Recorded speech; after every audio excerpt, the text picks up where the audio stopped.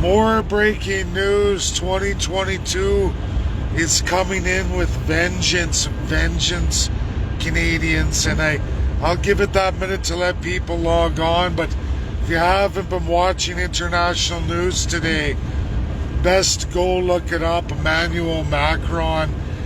He starts with the war on the unvaccinated, name calling, borderline swearing, just as I talk. That's coming in France. And that's a P5 member. And what's worse about that, Canada, is one of your provinces follow France's model to a T, and of course that's Quebec. It's funny how I produce RT News' basic Halloween special just 2 months ago, and where Russia's going with that in their narrative and taking on Nazism. We watched the vetoes happen. They will be vetoed again. They don't understand that system from France and UK. Neither does USA, which is really sad. And I've talked to an extent about this, but it's really coming to light now. And now the war on the vaccinated is coming on. It's coming on huge. And we talk about free countries and people's choice. Different democracies are going to look at this different ways. For example, the two countries, Russia and USA, and I'm going to say this again, and I probably should have talked more about Russia. Russia and USA are very, very similar. They're always at each other's throats, but at their core, those countries are very, very close. In legal speak, regardless of their language barriers, their legal speak, as it's defined, very, very close. More than that, the way that they dress up their constitutions and the way they've designed the 50 states versus the 85 regions of Russia are pretty much the same constitutionally, even when they were the USSR. And before people go, how is that even possible? You're looking at federal systems versus those regional systems, a division of powers. Russia and USA are built really into a war strategy. Those countries are designed for war. What does that mean? It means massive ICU capacities. Both Russia and USA can enter into warlike states for much, much longer than many other countries in the world. Other countries divert their resources or are just extremely corrupt.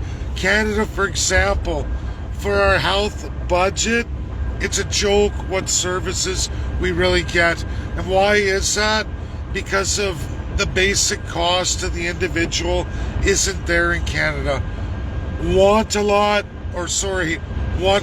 waste a lot. That's what happens in socialisms. People take for granted services.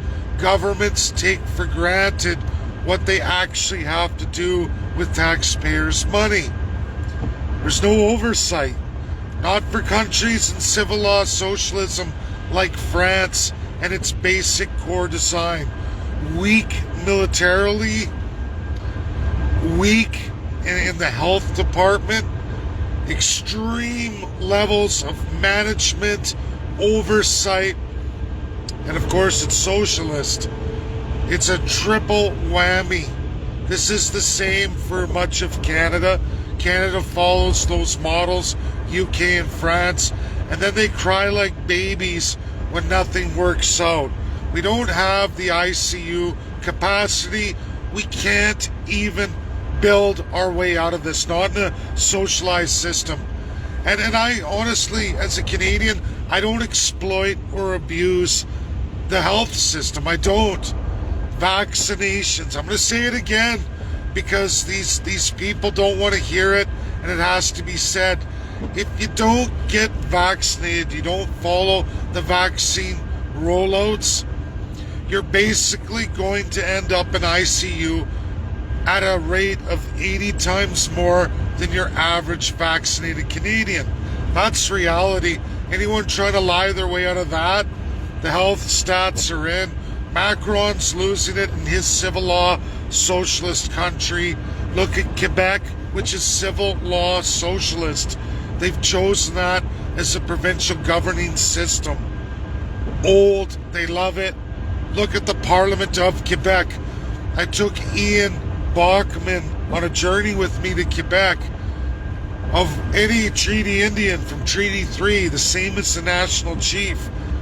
We went there firsthand. I showed Ian Bjorkman, even in Ottawa, the disgust of the Supreme Court, the ultimate lie of the Supreme Court of Canada, which proves beyond all doubt all superior courts are the exact same lie regionally. We are never going to get out of what we are facing, Canadians, meaning massive capacity utilized for unvaccinated. And Canadians can kick, stomp, say, oh, and the answer from the unvaccinated, build thousands of ICU. Do you know what the overhead and staffing in our socialized system is going to cost the average Canadian? Already, almost 50% of our budget goes to health. It's lunatic. What do you all propose? That we tax everybody 75%? Do you want to be taxed 75%? Did you know that the average Canadian can kiss their house goodbye? That the average family won't even be able to afford a car? Now, hey, that worked great in the former Soviet Union in Chernobyl. That was the city built exactly like that. You were mandated where you worked, you were mandated what transportation system you got, and you lived in fourplex high basic apartment condos, regardless of whatever job you had. Everybody the same, which meant a shit life. Controlled by the government, mandates how you work, where you work, how far you're able to travel. Show me your papers. That exact scenario is why the Soviet Union, to what it is today, the Federation of Russia, is why Vladimir Putin, on his life, could never mandate vaccines, just from that Soviet era and all of the absolute authoritarian regime. He couldn't mandate vaccines if his life depended on it. You would see massive revolution. And why? Because his 85 regions are designed for war. That's the former Soviet Union, and that's currently the Federation of Russia. This is the same for the United States of America. Why is that? It's the same reason why there's massive nuclear bombs and arsenals of extreme firepower in both those countries. They are budgeted for it, and ICUs come with that. It's to keep soldiers fighting, soldiers going beyond any other country in the world. That's reality. And they're constitutionally, both countries are mandated that. One regionally, which I want to get my hands on those 85 regional constitutions. I will sacrifice my body for that because I don't have the money to get the job done. I will do that, and I'm going to work hard at doing that. I'm getting my booster on the 6th. You're all going to see my antibody count after the booster, and then it's off to Russia, where I will be injected with Sputnik and whatever else they like in exchange for those 85 regional constitutions in English. And should everything work out, I will come back and I will give that for free to the greatest academic institutions of the United States of America and absolutely Canada. At least 2 anyway. But US, there's going to be a lot of people I trust there that I would give that to. And then, of course, I'm going to do my work too. But that's moving the world forward. Canadians, you're not going to get out of the gross situation we're in.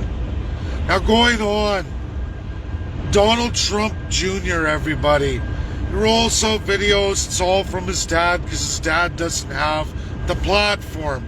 I used to be able to tag a lot of these people. They still, some of them look at my stuff, a lot of academics do.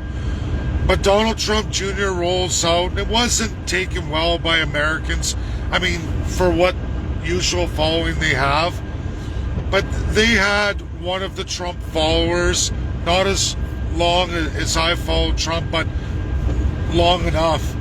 And he goes around California, just the state of California, a massive state, massive population, over 10% of USA's population, and that's of 50 states. So they go through there and they ask the average American, what did Donald Trump do that's impeachable? What was his impeachable offenses? What makes him guilty? And if anyone hasn't been following me or doesn't understand, I've outlined what Donald Trump's guilty of, as well as Joe Biden. And I can roll out all the presidents in the last 30 years, Democrat and Republican alike, for all their gross violations of the Constitution of the United States of America, the impeachable offenses. But I'll tell you all right now, no American, and there were some smart Americans interviewed, not one could answer that. Not one. Because that's the average intelligence and the media bias just in the United States of America. I'll tell you right now, again, which I've rolled out long ago, which I got, I think, 1,100 shares. I got thousands of I hate you, I'm going to kill you comments. Get lost, you piece of shit. But I'll tell you what he was impeachable for, and it's very easy, and any of you can look it up, and then you can think that's the Constitution as it's written and enforceable in the United States of America. Article 2, Section 1, Clause 2. That is the gross violation. That's what Donald Trump boo-booed, and why he's a piece of shit in that regards, like any other president. And now, is Joe Biden any better? No. As president, he's already done more violations, more impeachable offenses than Donald Trump ever did. Whether you want to measure them on gravity of the situation, it does not matter, because you're breaking the highest laws of the land. You're a fucking criminal. That's reality. And I can tell you just one right off the top of my head. It's very easy. That's the Second Amendment. The right to bear arms, and further, the right to create militias to defend those rights of the people against any government. And case in point is the 3%ers down in Georgia. Biden outlawed that, which is a clear violation of the Second Amendment, as it's easily written in plain speak. Gross violation and literally impeachable. But your average everyday American doesn't understand this stuff. Your average everyday lawyer doesn't understand this stuff. That's a patheticism. But what's nice about the United States of America, you don't have to be smart there. You suffer your consequences, not at the expense of the entire population, which brings me back to unvaccinated.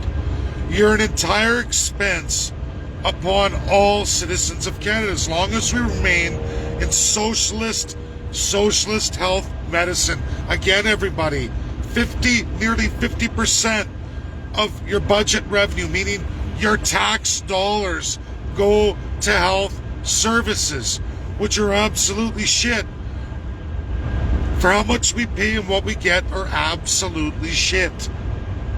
This is the same for France, where now Macron is on the attack. He's swearing and berating as president of France and a UNSCP 5 member. How long until Trudeau and the rest of the filthy chicken shit autocrats start to do it too? Which brings me to part 3 for anyone who hasn't been paying attention to the province of Alberta.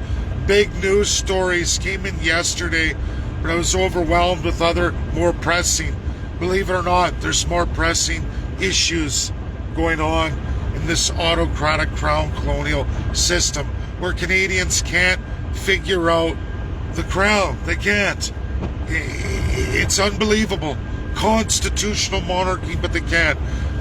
Anyways, Alberta and the doom ahead for Alberta. So the radical socialized medical field, doctors of the majority screaming out, PCR tests have to be for everybody, have to be administered by health professionals. Wow. For the cost of vaccination, PCR tests come in at a whopping huge amount. And before people start jumping, no, they don't, Dave. Yes, they do. It's called supply and value chains in one of the largest countries in the world with the tiniest population. The density ain't there, ladies and gentlemen. It's a monumental task to distribute that stuff throughout all the areas of Canada. Huge costs. Some PCR tests, just one to get delivered in one area, can cost as much as $400. $400. And people, lunatic-wise, this is your average dumbbell Canadian. I'm sorry, and First Peoples as well. Sorry, don't let me get this wrong or be offensive, because it's everybody. Your average idiot, the village idiot. People don't get these concepts. They don't get economics. Doctors, these are doctorates, people. Stupid, dumb, no grasp of economics whatsoever. There is no way in hell we can roll out that many PCR tests available at hand for the entire population. Run them forever and a day. We're talking literally hundreds of billions of dollars to do what they want to do and have doctors and medical staff administer them so we can log the epidemic as it really is. It's an endemic, ladies and gentlemen. The best minds in the United States of America are telling you, with Omicron and the rest, it's an endemic. If you're not vaccinated, tough titty. You're wasting our ICUs, delaying surgeries, keeping lockdowns going forever and a day. And I promise you all, the provincial autocrats, whether it's Conservative, NDP, Liberal, they love it, love it, love it, love it. And they want to expand that socialized healthcare system beyond all measure, because their societal and civil society friends and non-profit just love raking in all the dough to do sweet fuck all. Do you like how I'm swearing? If you think this is bad, go check out Emmanuel Macron. It's coming to a head, ladies and gentlemen, when a P5 member, regardless of how you feel about them, leads the charge. Watch out. And again, China doesn't have to worry about it. They're already at 93% vaccinated. Second world country. You know what else? USA and Russia, like I said before, don't have to worry about it.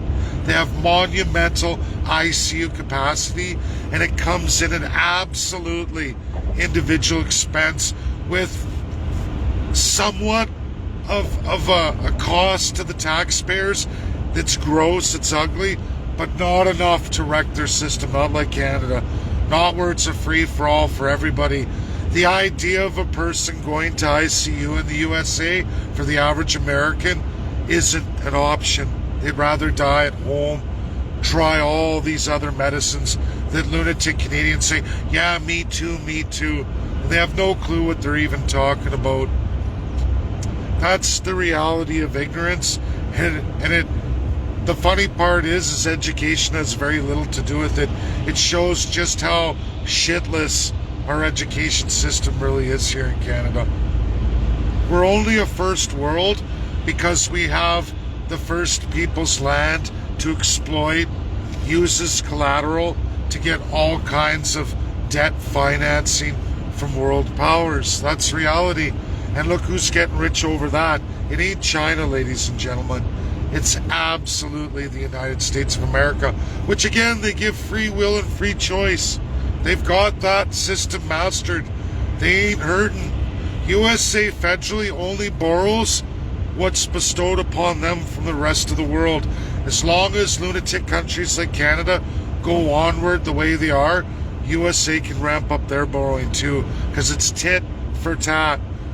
Again, I always tell people, read constitutions. I don't expect people to read every single one in the world like myself. Not everybody's able to do that. I get that. But that's my skill set. I've done it. At least, the very least, read, take your time, learn your own constitution. And to get a better grasp of the United States of America, if you're going to talk about it, you're going to get involved in it, and you're going to use all of their systems as gospel, at least, at the very least, read their entire Constitution and all the amendments. Maybe then you'll realize, oh boy, we are nothing like the United States. We're a sad, sorry excuse for a country, and their narratives do not fit us, not even close. Don't listen to crackpot lawyers who've never even bothered themselves. It's sad, sad, sad. Thanks, everybody. That's my video today. I know bad news is not always the greatest. It seems to be an overabundance. But somebody's got to tell the truth. Somebody's got to present the truth as it really is and try to fight back as little as that is, or what little impact it does.